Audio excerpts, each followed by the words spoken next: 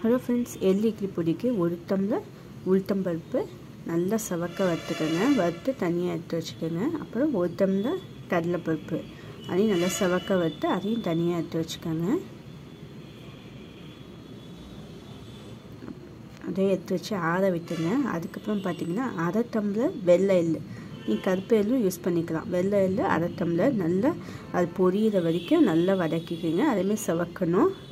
அதையும் வதக்கி தனியாக எடுத்து வச்சுக்கோங்க. அதோடு நான் ஒரு 10 சோப்பு மிளகாய், நீங்கள் ஒரு 15 சோப்பு மிளகாய் கூட யூஸ் பண்ணிக்கலாம். கொஞ்சமாக கட்டி பெருங்காயம் அதையும் நல்லா வதக்கிடுங்க. அதோட கருவேப்பிலையும் சேர்த்து நல்லா வதக்கிட்டு எல்லாத்தையும் சேர்த்து ஆற விடுங்க. ஆறின பிறகு கொஞ்சமாக உப்பு சேர்த்து மிக்சியில் அரைச்சிங்கன்னா சூப்பரான எள்ளு இட்லி பொடி ரெடி ஆகிடும். இது இட்லி தோசை ரெண்டுக்குமே ரொம்ப சூப்பராக இருக்கும். இந்தமாதிரி ட்ரை பண்ணி பார்த்து கமெண்ட் பண்ணுங்கள். தேங்க்யூ.